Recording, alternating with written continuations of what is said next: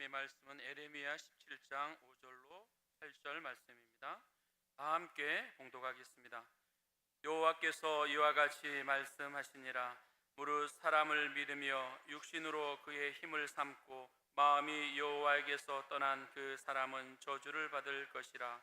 그는 사막의 떨기나무 같아서 좋은 일이 오는 것을 보지 못하고 광야 간조한 곳 건조한 땅 사람이 살지 않는 땅에 살리라. 그러나 무릇 여호와를 의지하며 여호와를 의뢰하는 그 사람은 복을 받을 것이라. 그는 물가에 심어진 나무가 그 뿌리를 강변에 뻗치고 더위가 올지라도 두려워하지 아니하며 그 잎이 청청하며 가무는 해에도 걱정이 없고 결실이 그치지 아니함 같으리라. 아멘. 날씨가 무척 덥습니다. 더울수록 우리가 찾게 되는 것이 시원한 생수입니다. 더울 때 땀 흘리고 마시는 차가운 생수 한 잔의 맛은 그 무엇과도 비교할 수 없을 것입니다. 농사를 짓는 사람들, 군인들,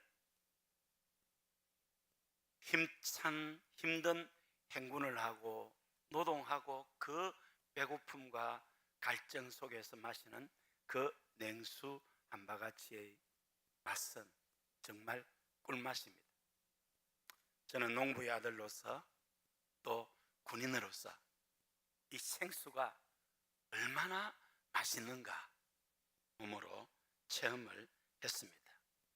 요즘은 맛있는 과일도 많습니다만은 갈증 날 때 물보다 더 귀하고 좋은 것은 없습니다. 물은 생수의 근원입니다. 생명의 근원입니다.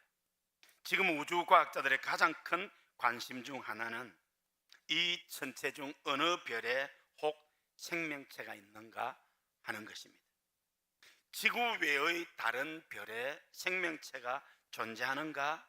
이것이 우주과학의 큰 관심사입니다. 그런데 생명체를 찾을 때 그 첫 번째 조건이 물이 있는가 하는 것입니다. 우리가 생각할 때는 공기가 더 중요한 것 같습니다만은 물이 없으면 생명체가 존재할 수 없다고 합니다. 사람도 우리 피의 90%가 혈액입니다. 뼈도 20%가 물이라고 합니다. 우리 몸 전체가 70%입니다. 몸이 너무 좀 무게가 나가서 힘든 여성분들 물 빼고 몸무게 계산하면 됩니다. 70% 빼고 나면 너무 허약하니까 너무 스트레스 받지 마시기를 바랍니다. 태아도 어머니 뱃속에서 10개월 동안 물속에 둥둥 떠 있다가 이 세상에 나옵니다. 물에서 태어나서 물과 더불어 살아가는 것이 사람입니다. 사람만 아니라 모든 생명체가 그러합니다. 씨앗에도 수분이 있으면 수천 년이 지나도 싹이 피고 열매를 맺습니다. 우리는 몇 해 전에 수천 년 전 씨앗을 발견해서 심었더니 싹이 났다는 것을 보았습니다. 왜? 그 씨앗 속에 수분이 남아 있었기 때문입니다. 물은 생명의 근원입니다. 인간의 역사도 물과 함께 이루어져 왔습니다. 세계 4대 문명의 발상지 유프라테스 강, 티그리스 강, 겐지스 강, 황하강 다 물과 더불어서 시작되었습니다. 경제의 발전도 라인강의 기적, 독일을 그렇게 부릅니다. 우리 대한민국의 발전도 한강의 기적이라고 이야기합니다. 지금 물은 전 세계 가장 심각한 문제 중 하나가 되었습니다. 온 세계가 염려하는 것 중에 하나가 자원의 고갈인데 그 중에 물이 부족한 것은 심각한 문제라는 것입니다. 우리나라는 물로 인한 어려움이 별로 없습니다만은 우리나라도 물 부족 국가로 분류된다고 합니다. 지금까지 우리나라는 물에 있어서 하나님의 복을 많이 받은 나라입니다. 강수량이 많고 많은 물을 소유하고 있습니다. 땅만 파면 물이 나옵니다. 우리는 이것을 당연하게 생각합니다만은 여러분, 이 지구상 어디나 땅만 파면 물이 나오는 것이 아닙니다. 이스라엘은 지하수를 얻기 위해서는 수천 메타, 약 2,000m를 파야 나온다고 합니다. 그렇게 깊이 파도 물이 나오지 않는 곳이 많다고 합니다. 강물도 그렇습니다. 우리나라는 강물이 발원하여 마치는 곳이 다 우리나라 안에 있습니다. 그런데 이 세상에는 그렇지 않은 나라가 많습니다. 많은 국경을 거쳐서 흐르는 강, 상류에서 댐을 만들어 버리면은 하류에 있는 국가들은 물 부족으로 인해서 어려움을 겪습니다. 우리가 입양한 저 카라칼팍 종족, 이 종족은 아라레라는 그 아름다운 바다 밑에서 풍요롭게 살았는데, 이제 이 소련과 그 주변 나라들이 그 아라레 물을 차단함으로 말미암아 물 부족으로 인해서 심각한 어려움을 겪고 있는 것을 제가 직접 목격하고 왔습니다. 우리나라도 대구 경북 지역에서 위천공단을 건설하려고 할 때 물의 오염을 염려한 우리 부산 경남 시민이 반대하여 지역 간 이해가 첨예하게 대립했던 적이 있습니다. 제가 초등학교 다닐 때 외국인들이 물을 마신다, 돈 주고 사 먹는다 할 때 이해가 안 갔습니다. 근데 지금 우리가 물을 사 먹지 않습니까? 오늘 본문은 물이 없어서 사막의 떨기나무와 같은 우리 인간의 비참함을 경고하고 있습니다. 그러면서 우리 인생이 오직 하나님의 은혜와 오직 믿음으로 살 수 있음을 선포하는 복음의 메시지입니다. 오늘 본문을 통해 우리의 영적 주소를 확인하고 생명의 근원이신 예수 그리스도께 깊이 뿌리를 내리는 그러한 은혜가 있기를 주의 이름으로 축원합니다. 첫째로, 사막의 떨기나무 같은 인생입니다. 우리 인간의 전적 부패와 행위 언약의 한계를 보여주고 있습니다. 우리 5절 6절 다시 한번 큰 소리로 읽으시겠습니다. 여호와께서 이와 같이 말씀하시니라. 무릇 사람을 믿으며 육신으로 그의 힘을 삼고 마음이 여호와에게서 떠난 그 사람은 저주를 받을 것이라. 그는 사막의 떨기나무 같아서 좋은 일이 오는 것을 보지 못하고 광야 간조한 곳, 건조한 땅, 사람이 살지 않는 땅에 살리라. 본문은 하나님을 떠나 이 세상과 인간의 힘으로 삼는 자를 사막의 떨기나무라고 이야기했습니다. 사막의 떨기나무는 불쏘시개 외에는 아무짝에도 쓸모가 없습니다. 그 불쏘시개마저 부적격한 것입니다. 사막의 떨기나무는 아무리 노력해도 물을 만들어낼 수 없습니다. 잎을 내리고 아무리 애를 써도 결국 메말라 죽습니다. 하나님을 떠난 인생의 종말도 이와 같다는 것입니다. 하나님 없는 인생, 세상을 의지하며 세상을 추구하는 인생의 결국이 이와 같습니다. 신앙생활에서도 율법과 자기 행위로 구원을 얻으려는 자들의 비참한 한계도 이와 같습니다. 마음이 하나님에게서 떠난 인생의 헛됨과 타락상은 너무나 비참합니다. 우리 계획주의 신앙의 첫 출발점은 인간의 전적 타락, 인간은 부패했다는 것입니다. 타락한 인간은 스스로의 힘으로 자신을 구원할 수 없을 뿐만 아니라 끊임없이 하나님께 반역합니다. 이런 인생을 사막의 신구리를 쫓는 인생과 같다라고 비유합니다. 사막을 걸을 때 물이 없어서 목에 갈증이 옵니다. 그게 도에 지나치게 되면은 저 멀리 오아시스가 보입니다. 신기루를 보는 거예요. 힘껏 달려가서 허겁지겁 먹는데 그것은 물이 아니고 모래입니다. 결국 죽고 맙니다. 이 세상의 힘과 권력, 인생을 의지하는 자들이 다 이와 같다는 것입니다. 이 사람만 있으면, 이 돈만 있으면, 이 자리에만 오르면 살 것 같다라고 생각해서 달려가지만은, 만선의 꿈을 안고 달려가지만은 하나님 없는 세상의 우상들은 결국 우리 영혼에 더 간 갈증과 영적 죽음으로 몰아넣을 뿐인 것입니다. 인간은 스스로 행복을 만들어낼 수 없는 유한하고 타락한 존재임을 인정해야 합니다. 인생은 사막의 떨기나무와 같습니다. 두 번째로 물가에 심기운 나무가 있습니다. 이것은 오직 은혜, 오직 믿음으로 말미암는 은혜 언약을 보여줍니다. 우리 7절 8절 읽으시겠습니다. 그러나 무릇 여호와를 의지하며 여호와를 의뢰하는 그 사람은 복을 받을 것이라. 그는 물가에 심어진 나무가 그 뿌리를 강변에 뻗치고 더위가 올지라도 두려워하지 아니하며 그 잎이 청청하며 가무는 해에도 걱정이 없고 결실이 그치지 아니함 같으리라. 사막의 가시떨기같이 메말라 죽을 수밖에 없는 우리 인생이 어떻게 살아날 수 있습니까? 물가에 심어진 나무가 되면은 살아날 수 있습니다. 여기 복음의 핵심인 오직 믿음이 등장합니다.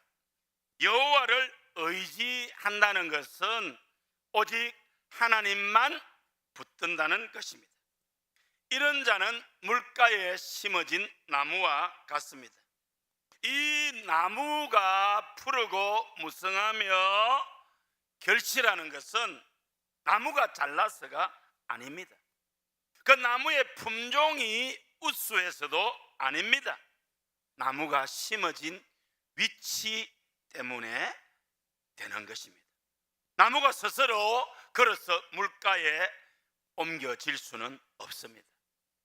정원사가 나무를 선택해서 메마른 사막에서 생수의 강으로 옮겨 심을 때 나무에 열매가 맺는 것입니다. 이것은 하나님께서 저와 여러분을 천에 하나 만하야 무조건 선택하여서 할렐루야 생명의 근원이신 하나님께로 옮겨 심어 주었기 때문에 우리가 살아나는 것입니다. 종교개혁자 말틴 루터는 이것을 젖붙임에 비유했습니다. 거칠고 메마른 광야의 야생 돌감람나무가 좋은 열매를 맺을 방법은 없습니다. 그런데 유일한 방법이 참 감람나무에 젖붙여지면은 돌감람나무에서 좋은 열매가 맺습니다. 요즘 우리 농산물도 품종 개량을 해서 좋은 게 나오지 않습니까? 마찬가지로 우리가 예수 그리스도에게 젖붙임 받을 때 우리는 풍성한 열매를 맺는 복된 삶을 살아가게 되는 것입니다. 우리 믿음이 바로 이와 같은 것입니다. 마르지 않는 생수의 근원이신 예수 그리스도께 영적으로 젖붙여지는 것, 그것이 바로 물가에 심어진 나무의 비밀입니다.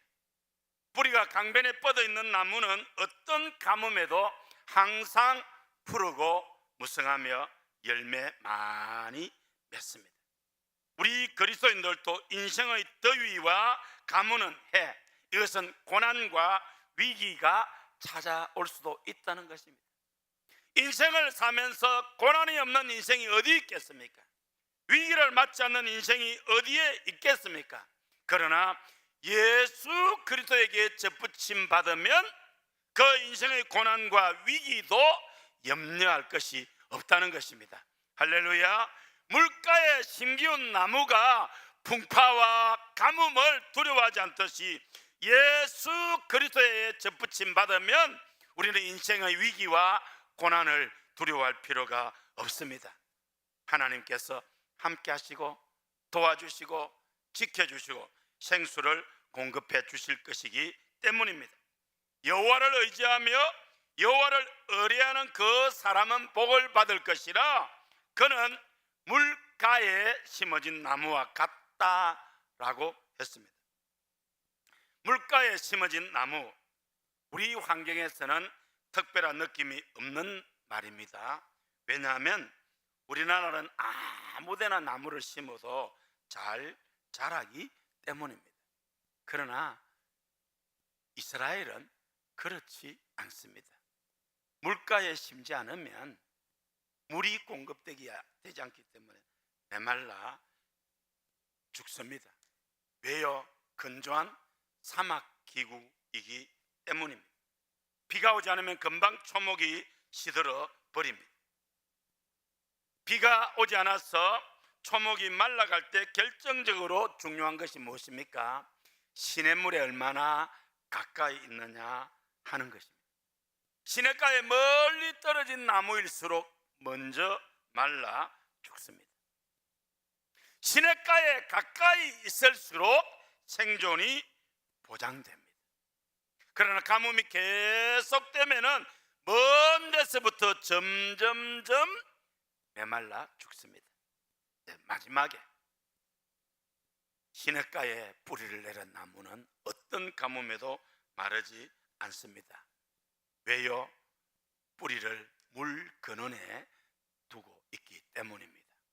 예수 그리스도가 우리 삶의 근원이십니다. 할렐루야. 예수 그리스도 안에 접붙임 받고 뿌리를 내리고 있으면 인생의 어떤 위기와 고난 속에서도 우리는 다시 일어설 수 있습니다. 할렐루야. 지금 우리나라는 온 산하가 울창한 숲을 이루고 있습니다. 얼마나 감사한지 모릅니다. 요즘은 또 잘 단장이 되어서 고속도로를 타고 서울로 가다가 보면은 전 국토가 정원인 것 같아요. 근데 우리나라도 불과 몇십 년 전에는 그렇지 않았습니다. 벌거숭이였습니다. 그래서 우리가 나무를 심었지요. 박정희 대통령의 정말 위대한 업적 가운데 하나가 산림 녹화입니다. 전 세계가 인정하고 부러워하는 산림 녹화에 성공한 나라가 우리나라입니다. 할렐루야. 성도 여러분, 사막의 떨기나무 같은 인생입니다. 그러나 물가에 심어진 나무는 항상 푸르고 무성하며 열매 많이 맺습니다. 세 번째로 생수의 근원은 예수 그리스도 있습니다. 우리 예레미야 17장 13절 읽으시겠습니다. 이스라엘의 소망이신 여호와여, 무릇 주를 버리는 자는 다 수치를 당할 것이라.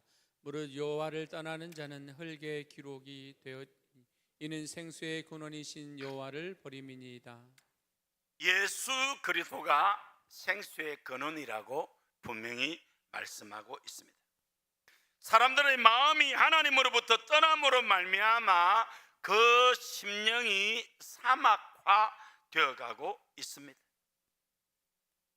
우리 인생이 생수의 근원이신 하나님을 버렸다고 했습니다. 하나님의 형상으로 지음받은 인간이 생수의 근원이신 하나님으로부터 멀어지니 그 심령이 사막이 되어가는 것입니다.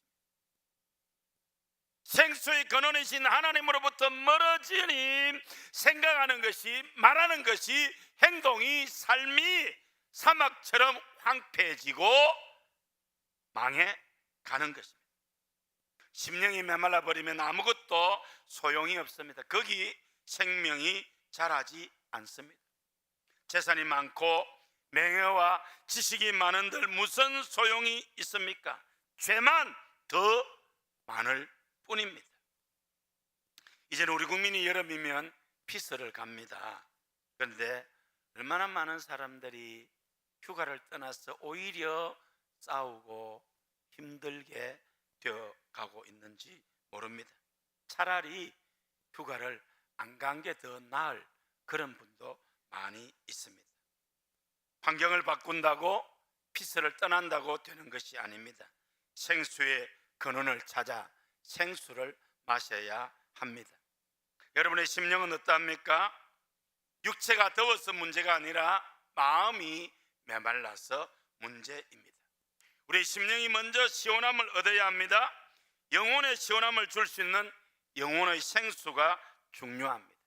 여호와를 의지하며 여호와를 의뢰하는 그 사람은 복을 받을 것이라. 그는 물가에 심기운 나무와 같다고 했습니다. 사랑하는 성도 여러분, 예레미야 선지자는 오늘 본문에서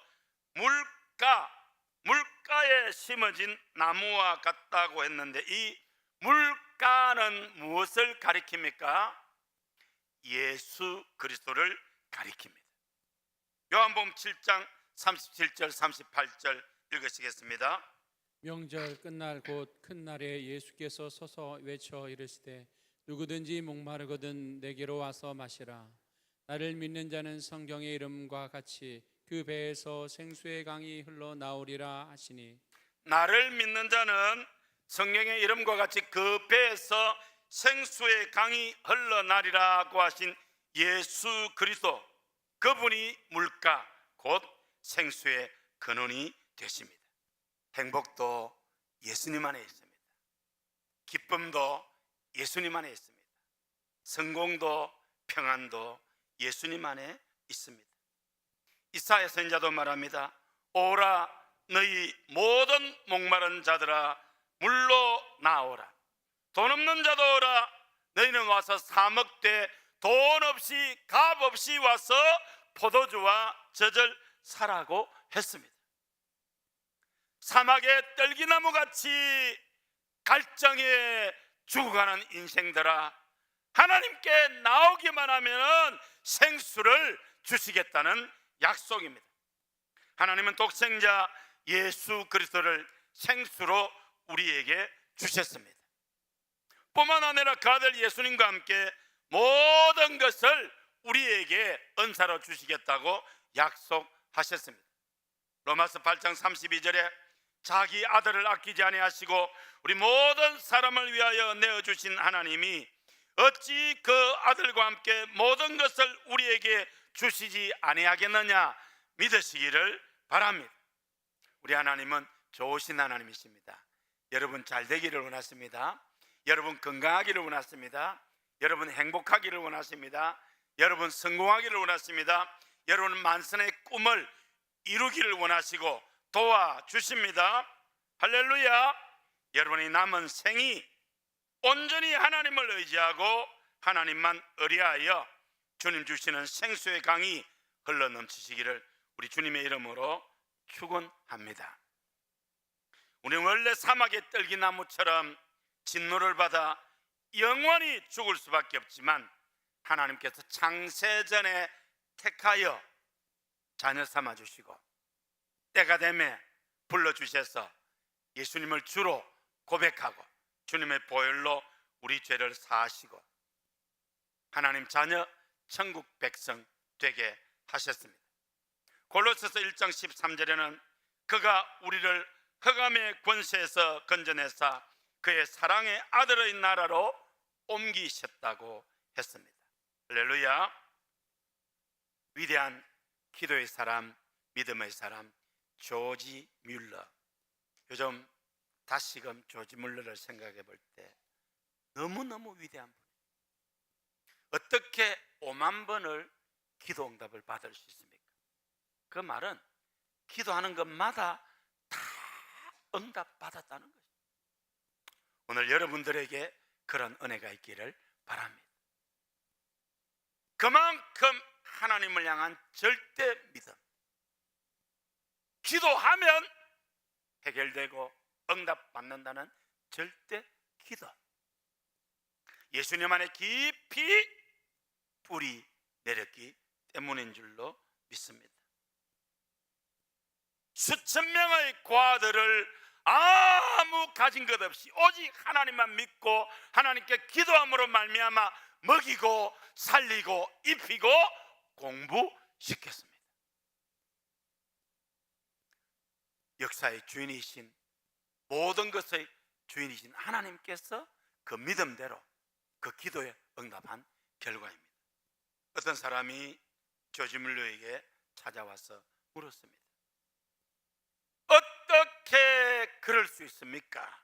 그때 조지 물러는 내 삶의 비결은 매일 아침 하루를 시작하기 전, 사람을 만나기 전, 돈을 계산하기 전, 일을 시작하기 전에 내 영혼의 뿌리를 하나님의 말씀과 기도의 강가에 깊이 내리는 것이다. 내 영혼이 주님으로 인해 만족함을 얻고 나면은 세상의 가뭄은 나를 말려 죽이지 못한다 라고 대답했다고 합니다. 사랑하는 성도 여러분, 여러분 영혼의 뿌리는 어디에 다 있습니까?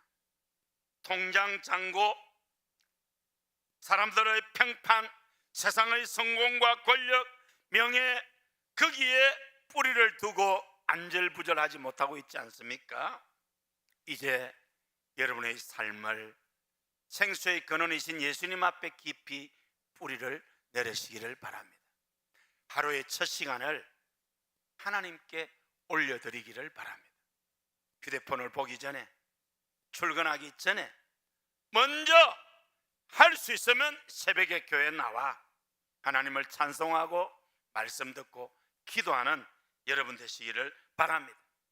그렇게 말씀과 기도로 하루를 시작할 때 우리 안에 계신 성령님과 함께 우리와 함께 계시는 예수님이 우리를 보호해 주시고 도와주시고 지켜주실 줄로 믿습니다. 사막의 떨기나무 같은 인생입니다. 그러나 하나님의 은혜로 물가에 심기워진 우리 인생입니다. 생수의 근원은 예수 그리스도이십니다. 지금까지 이 세상의 행위와 을을 의지하던 비참한 떨기나무의 삶을 회개할 수 있기를 바랍니다. 그 삶은 헛되고 헛될 뿐입니다. 성공, 출세, 권력, 부귀, 영화를 얻으나 갈증만 심해지고 죄만 더 많아질 뿐입니다. 오직 예수 그리스도의 십자가를 의지하고 날마다 말씀과 기도로 주님께 깊이 뿌리를 내리시기를 바랍니다. 그럴 때 어떤 가뭄 속에서도, 어떤 인생의 위기와 고난 속에서도 하나님 도와주시는 힘으로 능히 이길 줄로 믿습니다. 하나님을 의지하고 하나님을 의뢰하는 사람은 시냇가에 심은 나무같이 그 삶이 복될 것입니다. 이 예배의 자리에 나온 우리 성도님들이 남은 생에 오직 하나님만 의지하고 하나님을 의뢰하며 시냇가에 심은 나무처럼 항상 푸르고 무성하며 열매 많이 맺는 복된 삶을 사시기를 주님의 이름으로 축원합니다.